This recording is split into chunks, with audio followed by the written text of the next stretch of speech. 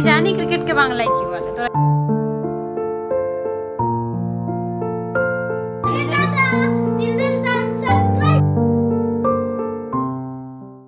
আজকের সকালটা শুরু হয়েছিল বেটুর গোমড়া মুখ দিয়ে, কারণ ঘুম থেকে উঠে মুখটা ওর গোমড়াই থাকে। তবে আমার ওই গোমড়া মুখটা পছন্দ নয়, তাই ওকে হাসি খুশি করিয়ে দিয়ে আমি তারপরে ওর ব্রেকফাস্ট বানাতে এলাম। ওর ব্রেকফাস্ট মানে তো কর্নফ্লেক্স আর দুধ, তাই ইজি হয়ে যায়। তো hello everyone, welcome back to my channel heavenly friendship. কেমন আছো তোমরা সবাই? আমরা তো ভালোই আছি, দেখতে পাচ্ছ। গরমের জন্য একটু তো কষ্ট সবাইকেই ভুগতে হচ্ছে, কিন্তু বাকি ভালো আছি। যেহেতু বেটুর স্কুল ছুটি, তাই লেট করে ঘুম থেকে উঠেছি। ঘড়িতে বাজছে প্রায় 9টার একটু আগে উঠে ফ্রেশ হয়ে এবার হচ্ছে নিজেদের খাবার খেতে বসেছি। বেটুকে ব্রেকফাস্ট দিয়ে আমি করলাম চা, কেননা জানো তো সকালবেলায় আমার চাটা খুবই দরকার। তবে এখন বাবা মা আছে বলে বাবা তো সকালে চা খায়, তাই বাবা চাটা করেই রেখেছে। আমি আরেকটু জল দিয়ে ওটাকে একটু বাড়িয়ে নিলাম, ব্যাস তাহলেই চা রেডি। এদিকে চা ছেঁকে খেতে যাব, তখন দেখছি যে হানিটা শেষ হয়ে গেছে, তাই ও ঘরে গেলাম হানি আনতে। যেহেতু মোদিকেয়ারের সব প্রোডাক্ট আমাদের এই ঘরটাতেই থাকে। হ্যাঁ, মোদিকেয়ারের প্রোডাক্ট সম্পর্কে নিশ্চয়ই তোমরা সবাই জানো, না জানলে কিন্তু আমাকে কমেন্ট করে আমি ডিটেলসে জানিয়ে দেবো। এটা হচ্ছে সব কিছু একটা ব্র্যান্ডেড প্রোডাক্ট, যেগুলো সবই পাওয়া যায়। যে দেখতে পাচ্ছ ওষুধপত্র থেকে স্যানিটারি ন্যাপকিন থেকে শুরু করে সব কিছুই পাওয়া যায়। তো আমি এখান থেকে একটা হানি নিলাম। হানিরও আবার অনেক ভ্যারাইটি আছে, পিওর হানি, তুলসী হানি। তো আমি তো পিওর হানিটাই বেশি পছন্দ করি, তাই পিওর হানিটা নিয়ে আমি চললাম।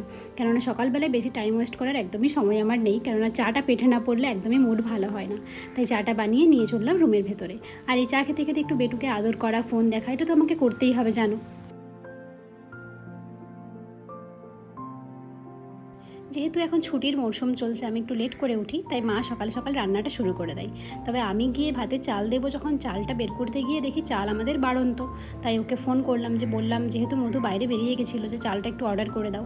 এখানে শহরে এই সুবিধাটা আছে জানো তো, কিছু শেষ হয়ে গেল সঙ্গে সঙ্গে অর্ডার করে দাও, চলে আসবে। তবে আজকে মনে হচ্ছে নিতান্তই কপালটা খুবই খারাপ, চাল বাড়ন্ত হয়ে গেছে। এখানে সর্ষে বাড়তে গিয়ে দেখি সর্ষেও বাড়ন্ত। যতটুকু একটুখানি পড়েছিল সেটা দিয়ে কাজ চালাবো। মা আজকে বানাবে চচ্চড়ি, কেননা মা এই রেসিপিটা খুবই ভালো বানায়। আমি জানো তো পেরে উঠি না, মা যে কী করে সুন্দর করে বানিয়ে দেয়। আসলে সবার একটা হাতের জাদু থাকে তো, আর মায়েদের হাতের জাদুই তো আলাদা, সে শাশুড়ি মা হোক আর মাই হোক, দুই মায়েরই হাতের জাদু আলাদা। তো মা এখানে চচ্চড়িটা বানাচ্ছিল, আর যতক্ষণ না চালটা আসছে আমি তো কিছু করতে পারছি না। তাই আমি এখানে গেলাম একটু জামা কাপড়গুলো কাচতে দিতে। এটাও তো বড় কাজ, তাই মাকে আজকে বললাম তাহলে রান্নাবান্নাটা মা আপনিই করে নিন, টুকটাক যতটুকু পড়ে থাকবে আমি করে নেব। আর মা না রান্নাবান্না করতেও ভালোবাসে, তাই আমি এখানে চলে এলাম মায়ের উপর দায়িত্ব দিয়ে জামা কাপড় কাচতে দিতে। আর এই ব্যালকনিতে এসে হঠাৎ করে চোখ পড়লো আমার এই গাছটাতে, জানো তো, দেখো কত সুন্দর বড় হয়ে নিচের দিকে ঝুলছে গাছটা। এটাও আমার খুব পছন্দের একটা গাছ, পুরো পার্পল কালারের হয়। তোমরা নিশ্চয়ই জানো এই গাছটা সম্পর্কে, দেখেছো। তো যাই হোক, চলো এখানে আমি জামা কাপড়গুলো কাচতে দিয়ে দিই। কারণ ওই যে বলেছি, ঘরে শুধু রান্নাবান্না করাটা বড় কাজ নয়, তার সাথেও আরও অন্যান্য অনেক কাজ জড়িয়ে থাকে। তাই জামা কাপড় কাচতে দিয়ে আমি গেলাম ঘরে ঝাড়া মোছার কাজে। তো ঘর ঝাড়তে না, যখন এসিটা পরিষ্কার করছি আমাদের বেডরুমের, তখন হঠাৎ করে দেখছি এসি দিয়ে জল পড়ছে। আবার তো আমার মাথায় হাত, যে এসি বন্ধ হয়ে যাবে এই গরমে, কী করে ঘুমোবো। আসলে জানি না কেন যে এসিটা দিয়ে হঠাৎ করে জল পড়ছে, ওই কপাল খারাপ। আর সকাল থেকে ব্যাড লাক যাচ্ছে, সব শেষ, সব খারাপ। তো যাই হোক, তার মধ্যে একটা ভালো জিনিস হচ্ছে, এই ছবিটা ভাবলাম তোমাদের সাথে একটু শেয়ার করি। এখানে আমি কোথায় আছি তোমরা চিনতে পারছো কি? দেখো তো চিনতে পারো কি না, কমেন্ট করে আমাকে জানিয়ে দিও তো আমি কোনখানে আছি, কী কালারের শাড়ি পরে আছি। সো হে এভরিওয়ান, এখন হচ্ছে সকালের পর বিকেলবেলা, আর আমি বানাচ্ছিলাম আজকে বসে বসে ভিডিও।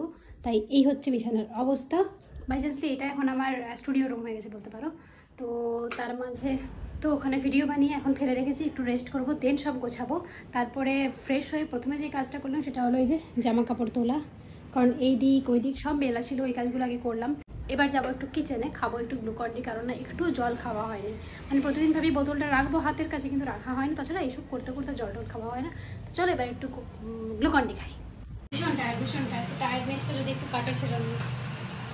আর এই ভিডিও বানাতে গেলে না অনেকটা সময় চলে যায়। কখন বসেছি দুপুরবেলায় 2:30টার সময়, এই জাস্ট উঠলাম, একটু ফ্রেশ হলাম। এত শেষ হয়ে গেছে এটা? তুই শুধুই খেয়ে দিচ্ছিস? না, এখন ধরুন ঢালি একটু করে খাই। এটা একটু হয় না, একটু থেকে পরিমাণ নিশ্চয়ই বেড়ে যায়।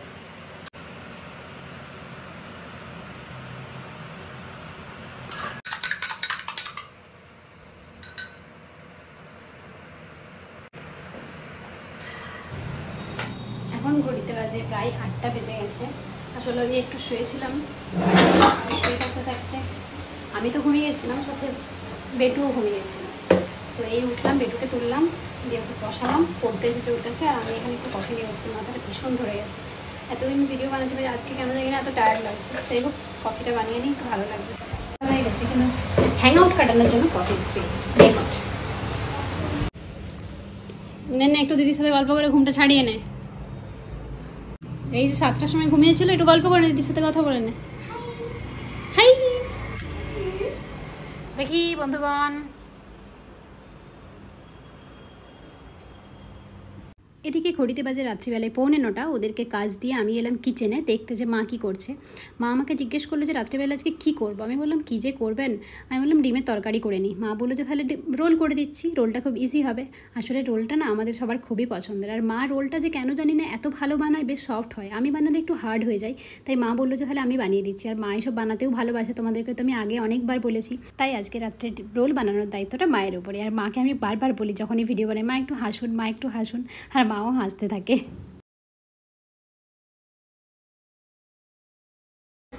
আমি চলে গেলে তিনজনের শুধু গল্প। আমরা একটা জিনিস বলবো, क्रिकेट को हिंदी में क्या कहते हैं? क्रिकेट को बांग्ला में क्या कहते हैं, पहले बोलो बोलो बोलो। আমি জানি ক্রিকেটকে বাংলায় কি বলে, তোরা জানিস কি? ব্যাট বলো তো ইংলিশ। ক্রিকেটকে বাংলায় কি বলে বলতো? ঝিঝি পোকা। দেখ ক্রিকেট মানে ঝিঝি পোকা, তোরা তো বলিস নি খেলার ক্রিকেট। তাহলে ক্রিকেট মানে ঝিঝি পোকা, সেটা তো তোরা তখন বলিস নি। তাহলে আমি ঠিক বলে দিয়েছি বাংলা, এবার তোরা হিন্দিটা বল। মা যতক্ষণে রোল বানাচ্ছিল আমি ওদেরকে পড়িয়ে নিচ্ছিলাম। ওদেরকে পড়ানো হয়ে যেতে আমি এলাম কিচেনে দেখতে যে মায়ের কত দূর হলো। তো দেখলাম মোটামুটি মায়ের শেষ পর্যায়ে চলছে। মা মাকি রোলগুলো বানাচ্ছিল, সেই ফাঁকে মাকে বললাম যে মা তাহলে আপনি বানিয়ে নিন, আমি ততক্ষণে আমার কাজগুলো সেরে নিই। যেহেতু দুপুরবেলায় ভিডিও বানিয়েছিলাম, পুরো বিছানার তো একাকার অবস্থা ছিল। সাজগোজের জিনিসগুলো গুছিয়ে দিয়েছিলাম, কিন্তু জামা কাপড়গুলো একটু হাওয়া খাওয়ার জন্য রেখেছিলাম। তো এবার ওগুলো গোছাতে হবে, না হলে আবার ঘুমোতে পাবো না, তাই ওগুলোই গোছাচ্ছিলাম আর কি। আর সাথে কথা বলছিলাম আমার ভাইয়ের সাথে, ওই যে ভাই আমার বোনের কাজ করে, যার সাথে আমি সমস্ত কথা শেয়ার করি, আমার মানে ইউটিউবের সম্পর্কে বা আমার জার্নি সম্পর্কে সব কিছু ডিটেলসে আমি যার সাথে শেয়ার করতে পারি, সেই ভাইয়ের সাথেই গল্প করছিলাম। আর বাই দ্য ওয়ে এই শাড়িটা পরে, এটা হচ্ছে আমার মায়ের শাড়ি, শাশুড়ি মার শাড়ি। তো এই শাড়িটা পরে আমি একটা লুক ক্রিয়েট করেছি, তোমরা কিন্তু অবশ্যই আমাকে জানিও যে কেমন লাগলো। আসলে এই শাড়িটা আমার খুবই পছন্দের, তাই মাকে বলেছিলাম মা শাড়িটার দিন আমি পরে ভিডিও বানাবো। আর শাশুড়ি মা তো কখনো না করে না, যেটা চাই মোটামুটি পেয়ে যাই আমি।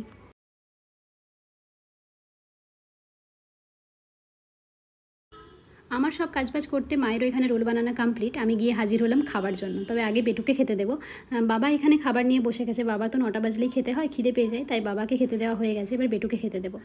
আসলে এই যে দাঁড়িয়ে আছি চুপচাপ, মা বানিয়ে সব খাওয়াচ্ছে, এটা ভালো লাগে। কখনো কখনো বাপের বাড়ির ফিলটাই আমি পাই।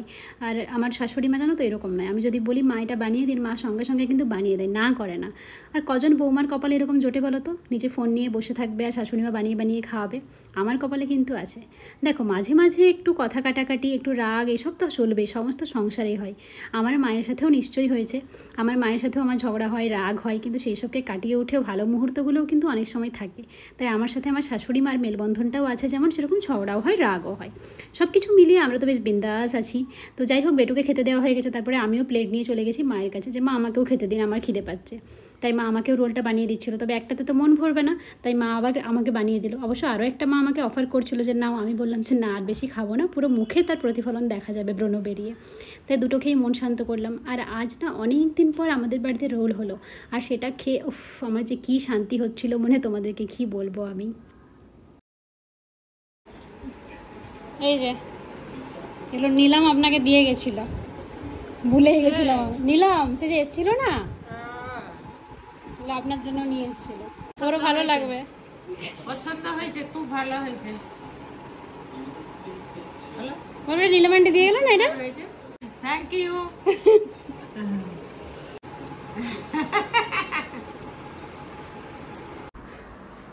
সো এখন ঘড়িতে বাজে প্রায় 11টা 10, 15, 20 এরকম। তো এবার হচ্ছে আমরা ঘুমোবো। এই স্নান করে ফ্রেশ হয়ে গেছি সারাদিনের পর, এবার একটু প্রশান্তি। বাইরে প্রশান্তি মোটেও না, কারণ এবার ব্লগ এডিট করবো, অনেক কাজ আছে। আর এবার স্কিন কেয়ারটা করে নেবো, জাস্ট স্নান করলাম তো স্কিন কেয়ারটা করে চুলটা বেঁধে এবার ঘুমোবো। আর আজকের মতো ব্লগ এখানে এন্ড করছি। টাটা, bye bye, see you next time. দেখা হচ্ছে নতুন একটা ব্লগে। টাটা, till then subscribe to our channel. Tata.